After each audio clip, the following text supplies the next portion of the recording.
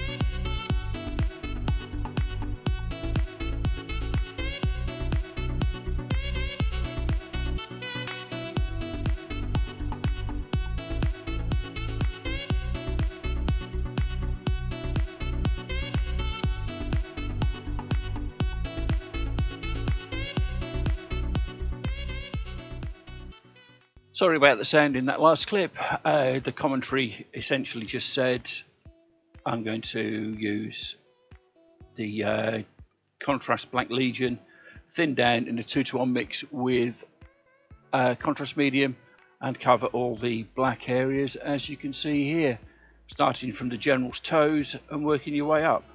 General's toes, there's a phrase I never thought I'd say out loud. Anyway, moving on. The next stage is to go for the armour areas with the pallid witch flesh straight from the pot, because whilst we want it relatively thin, I honestly don't want to be painting this guy forever, so, you know, 2 thin coats is best, but in all honesty, 1 sort of medium coat is okay as well. Don't tell Duncan.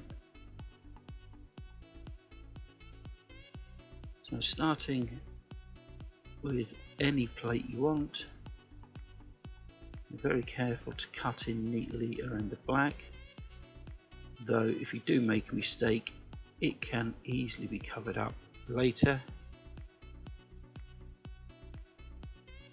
Come in and add the slightly pink off-white to all the armour areas. This is what we call in the trade fiddly poos.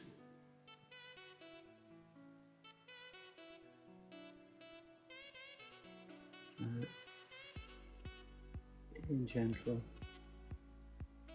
Try not to get the coats so thick that they bury the detail, but enough to cover the areas we want covered in paint. We will layer up all this pallid witch flesh, and I will get on with this for the next hour or so, because it's kind of tiny, kind of fiddly, and I will bring you back in after the tears have been dried. As you can see, we've now gone over the white armour panels with the pallid witch flesh from Citadel colour, which has left them with a very slight pinkish off-white, which I think matches General Grievous from the movies very well. The next stage will be to add a little Bugman's Glow from Citadel colour to this point here. Oh, there we go. This point here where Grievous' heart would show, and in the eye socket again where there are flesh parts showing in the movie. To do this, Bugman's Glow is actually a base paint, and therefore a little thicker than the pallid witch flesh layer paint that we were using. So what we'll do is we'll get a drop or 2 on our palette, take a tiny drop of water and just thin it down ever so slightly. Okay, bring a brush to a point and very carefully, bracing our hands, touch in where we want the Bugman's Glow to be. As you'll see there, I've touched very slightly here, Bugman's Glow onto his under armour, but that's okay because we can just put another blob of black over the top of that to cover it up. Now this will require a very steady hand to go into the eye sockets. Again, steady hand. Don't worry too much about mistakes, because any mistake you make you can fix. As the very famous Robert of the building trade tells us, can we fix it? Yes, we can.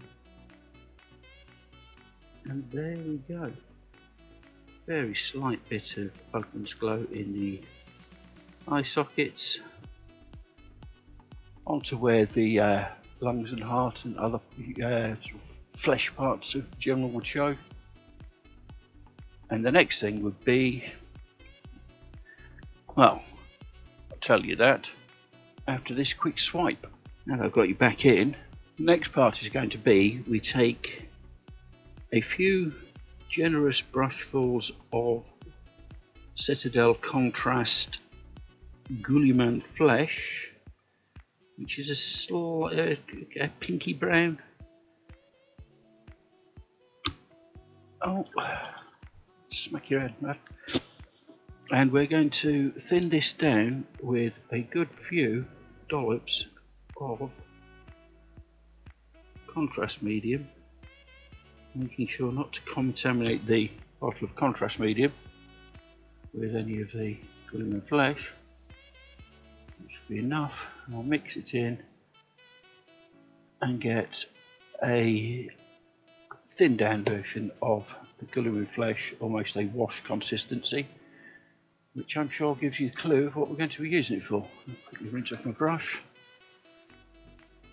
and come in again fresh. So being careful that we don't oversaturate the brush, and in this case working from the top of the model to the bottom, we will go over all of this Rakarth flesh and the Bugman's glow with this thinned down Guilliman flesh. And careful not to let it pool too much on larger surfaces, but we definitely want to get it into all these little nooks and crannies and the recesses, just to get that lovely colour.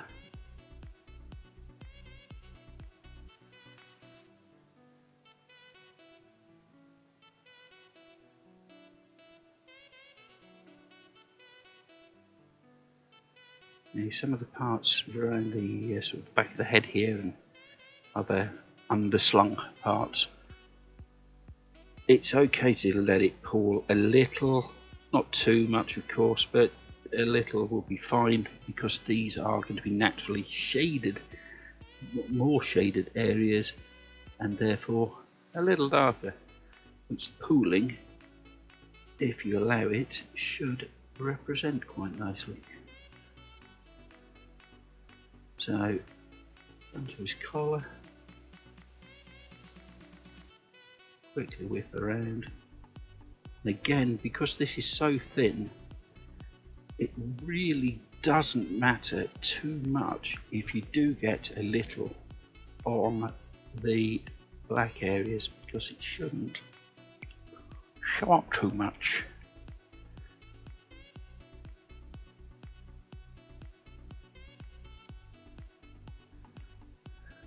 If you do want to get a kind of pooling effect on some of the bigger areas, if we move from the top to the bottom, and the bottom being where we want the shadow to be, the paint, the most pigment will be left by your brush at the bottom of any one brush stroke. Therefore, it will always appear slightly paler at the top and a little darker at the bottom. So on this big shoulder pad, we start from the middle and work to the edge.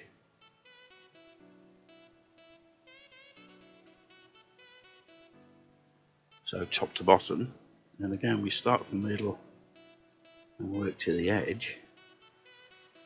What we're left with is a very subtle faux shadow on the very edges of all of this. So I will crack on with this, and I will bring you guys back in once I've been all over the General. Now that we have the Guilliman flesh all over all the pale armour areas, we can see that whilst it's looking very nice, it could do with a very slight layering up and highlight of the pallid witch flesh, which I believe at least once I've called Rakarth flesh in this video. And to achieve this, I'm going to use my ad hoc homemade texture palette. Take a little of the Rakarth flesh on the tip, pallid witch flesh on the tip of our brush, about that much. Clear off as much as is possible, testing on the back of the hand to see how much there is. That's a little bit more than I'd like. A little test again, and that looks to be okay. Now using a soft back of the handle, so well up from the ferrules, because we want it to be quite soft, and over all the areas and even the darker sort of underbody areas, to tie the whole miniature together, always using our downward motion where we can. Sometimes a little lives of sort of left and right, mostly this downward motion to give an edge to absolutely everything without getting too much in any one point.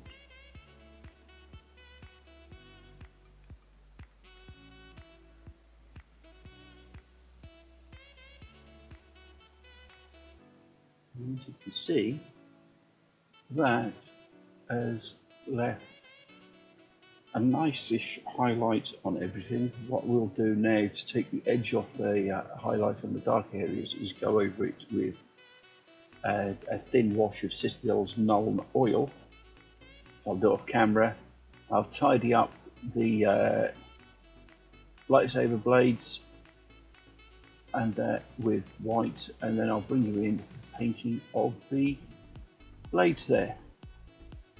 So I'll be right back with you after this swipe. Now that we've added that Null oil wash to these black areas, you can see that it has taken just a touch off brightness whilst leaving everything else shining out. I've also touched up on the lightsaber blades where I overpainted, so it's time to crack on with that. And to do this, we will start with Moot Green from Citadel Colour, a little bit of that on the palette, and then we'll thin it down quite significantly with a lot of water, getting it down to a consistency slightly thinner than a wash, not quite a glaze, and I think that maybe a little bit more, a couple of drops.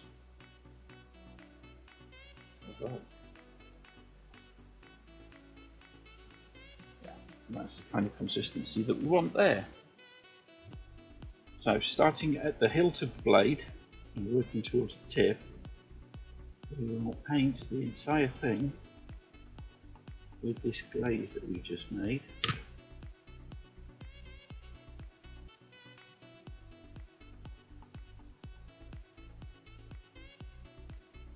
And we will do the lower right one as well.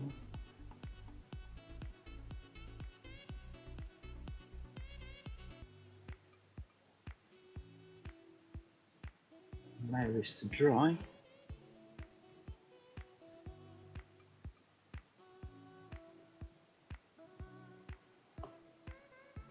Or get a hairdryer on it, whichever you prefer. I think I'm going to let it dry just a little bit.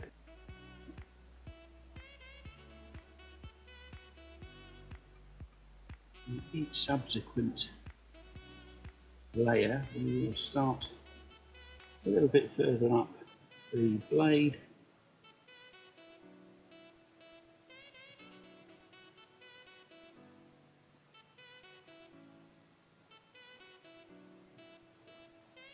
giving a nice effect overall.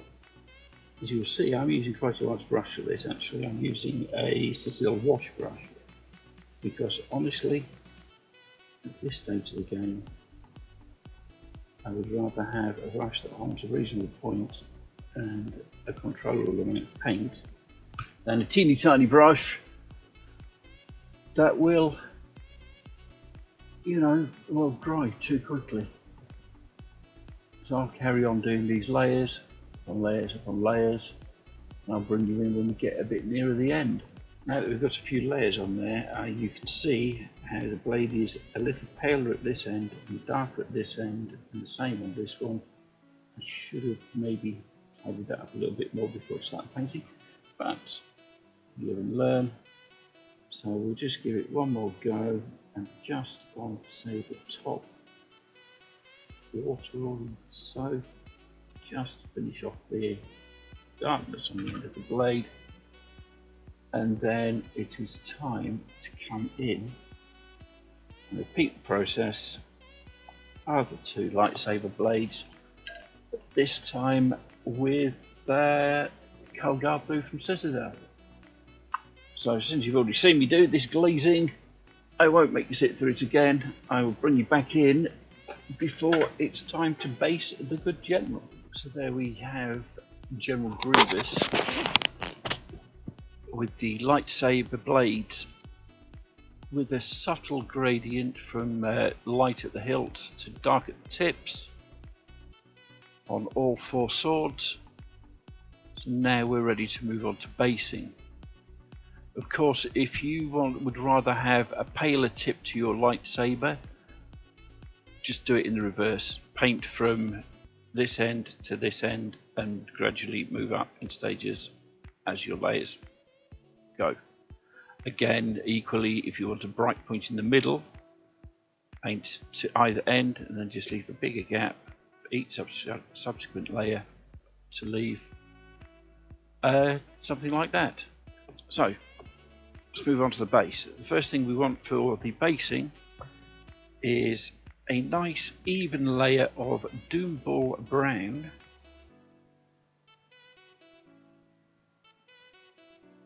on the base, so that when we put our texture surface on top, none of this grey shows through. So be careful not to get any on the claws or anywhere else on the miniature, because, well, to be honest, this took many hours, and to foof it all up now would be an absolute disaster. We will plop this layer of Doomball Brown on, and I'll bring you in when that is all done. Now that Doomball Brown has dried, we will stick with the Geonosis look that we established on our B1 battle droids and Phase 1 clone troopers, and give it a good coating now of Citadel colour technical Martian Iron Earth. Now this is has crackle medium in it, which means that if we put it on thick, we get a large crackled dry riverbed, dried earth kind of finish, and if we wear the areas where we put it on kind of thin, we will get smaller pieces. Unfortunately, of course, putting it on thick means it takes quite a bit longer to dry,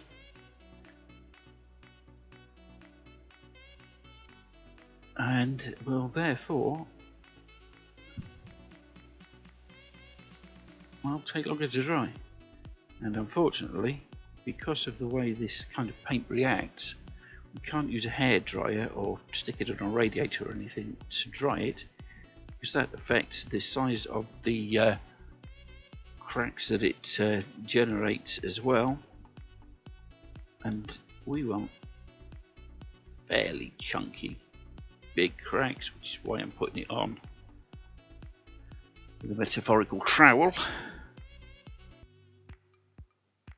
You can going back over some areas to add a little bit more, because, you know, can't have too many dried riverbed crackles, guys. Let's get some more on there.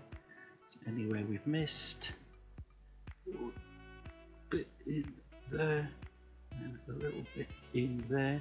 Now this would be a time, if we're using this to weather our miniature, to thin it down a little with water and splodge some on in a kind of light and patchy areas over his feet and legs.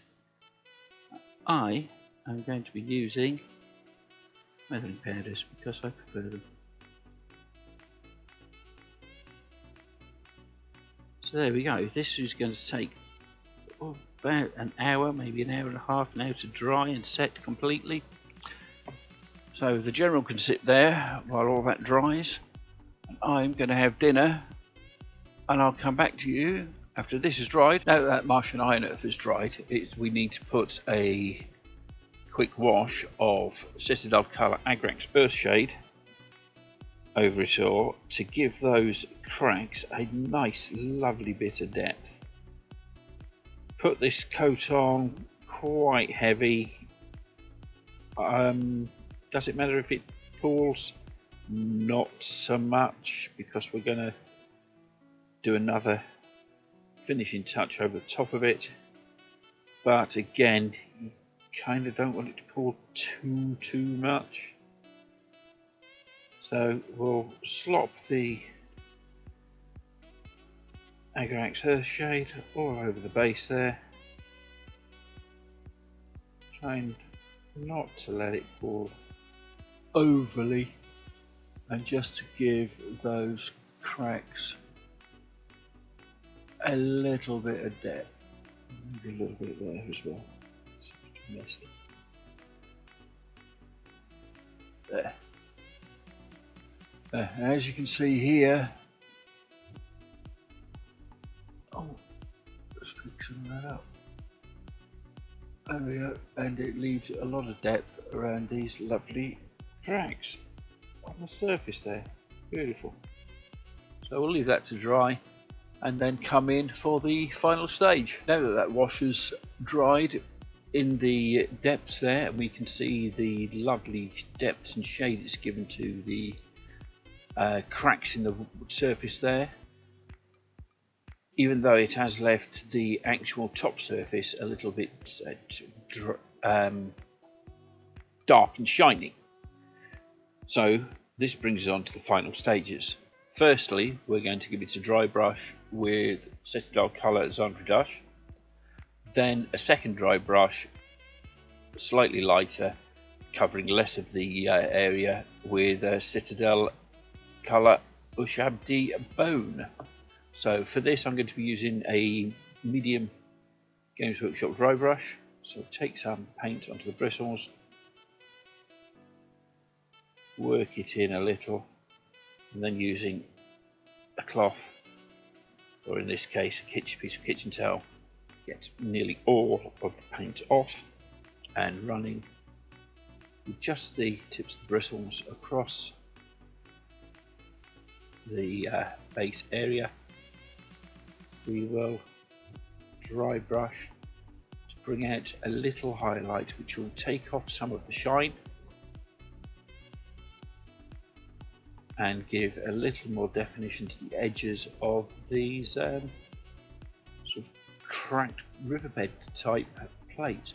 Don't worry too much if you get any onto the claws and feet here. They will just look like they are a lot of dust and dirt that's transferred from the ground up onto General Grievous's legs into here. So we can see there how it looks with the Zandra dust, and now we will do much the same thing with the Ushabti Bone without cleaning the brush. There's no need. Again, work into the bristles, wipe off the excess, and even more gently, just a gentle skimming motion. As you can see, the brush is being held very flat to the miniature there. We will come across and catch a final highlighted edge. And there we have it, ladies and gentlemen. General Grievous for Star Wars Legion from Fantasy Flight Games, painted by Waylander's Wandering, and all that remains to be done is to take a nice smooth brush and give the rim of the base a few coats of Abaddon black to get a nice tidy rim job. Because if your rim job's not tidy, what is really the point? Don't forget, there's an old adage in the miniature painting community that it's all about faces and bases. We've done faces, now we're doing bases. So I will get this done and then do my outro. And there we are. A nice tidy rim, a lovely paint job, a couple of static grass tufts just to finish off the base quite nicely. And this is how I painted my General Grievous for Star Wars Legion from Fantasy Flight Games. If you found this video entertaining or useful, please leave a like and share it. A comment is always welcome. Equally, if you didn't like it, leave a dislike. As ever, I've been Waylander. You've been awesome. I love your faces, and goodbye.